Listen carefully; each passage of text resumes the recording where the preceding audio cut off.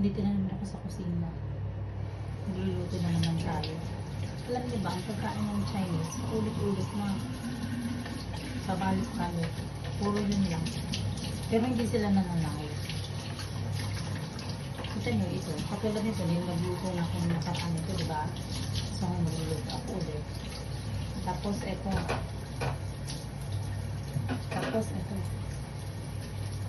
Ang palaya, little girl.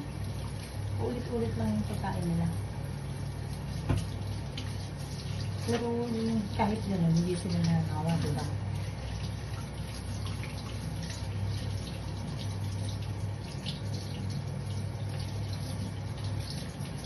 Gagawa ulit ako ng soup.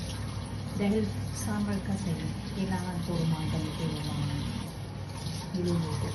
Yung mga may water na matubig.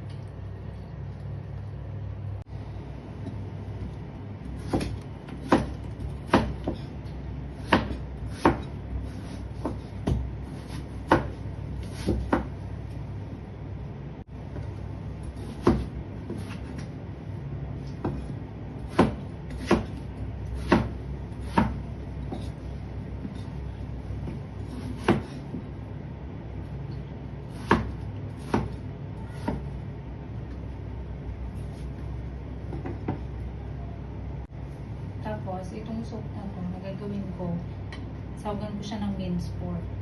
Tapos, ito. Yung black egg. Ano to? Salted egg. Ayan. Ayan. Lagyan na natin ito. May minced pork na yun. Tapos, ihahalo ko lang tong salted egg.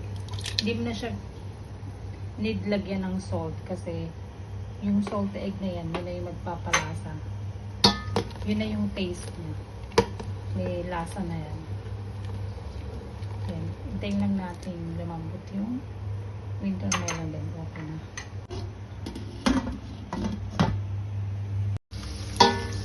Ito, luto ng aking soup. Malambot na yung winter melon. Ito naman, gumawa ako ng congee sa agaga ako. Tapos, ang isasawag ko sa congee ito. Ano din siya? Egg din siya. Tanggalin lang natin.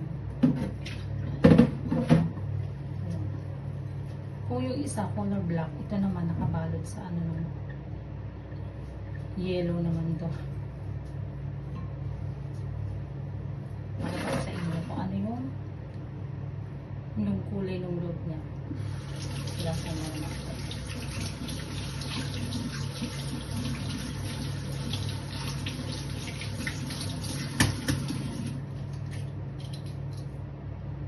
Kung isa, color black yung labas. Tapos yellow yung loob. Ito naman, yellow yung labas, yung loob, black. Diba? Color black.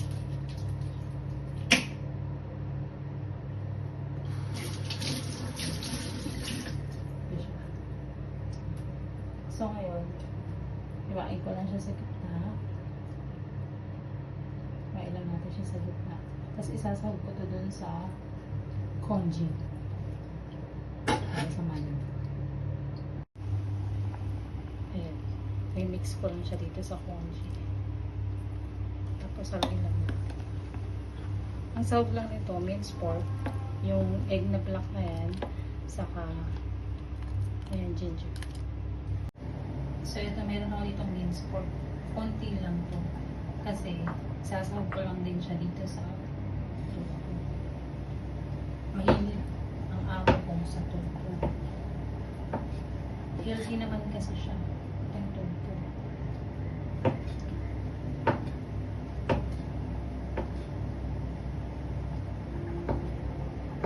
Paparay lang natin siya mamaya.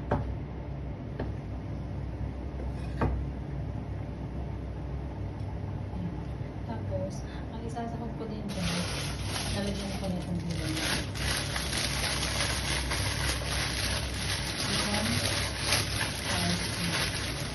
Ito. Ang bango-bango nito. ang dalawang plastic.